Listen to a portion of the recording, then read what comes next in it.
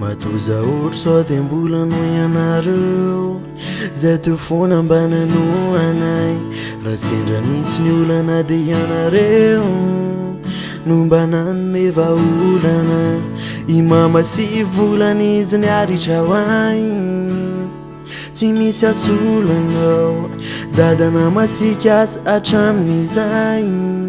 tiako foana ny ankehitriny kosa hoana lavitra anareo hiatrika amin'ny fiainana namafy azamanay fa tsy ho adinoko reo anatranatra avy aminareo ka androany ao tsofirano hoany alavitra fefalehibe lay zanaka tsy toy ny oma reny titrako mba hafafa adinoya na aiza mbola iverina eto ihany mandra-piona ihany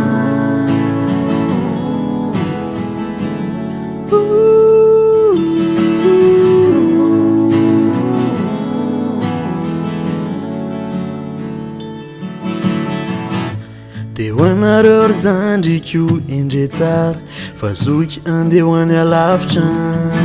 andeha hiatrika amin'ny fiainana no hoany hiady mafy na malahelo aza tsy maintsy andeha ho any na malahelo anareo zay le fiainana ho atrehana tsy maintsy atrehana na tsy eo aneny tantana hitraka foana fizy matoky ana ankehitriny kosa ho ana lavitra anareo hiatrika amin'ny fiainana namafy azamanay fa tsy ho adinoko reo anatranatra avy aminareo ka androany ao tsofirano hoany alavitra fefalehibe lay zanaka tsy toy ny oma reny titrako mba hafafa adinoya na aiza mbola iverina eto ihany mandra-piona ihany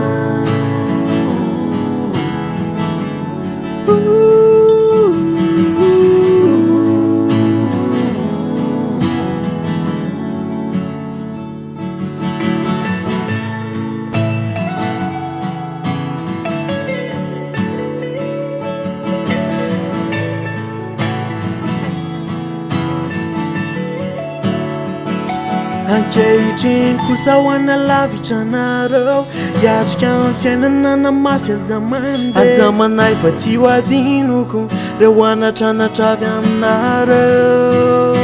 ka androany ao tsofirano hoany alavitra fefalehibe lay zanaka tsy toy ny oma reny titrako mba hafafa adinoya na aiza mbola iverina eto ihany mandra-piona ihany mbola iaonany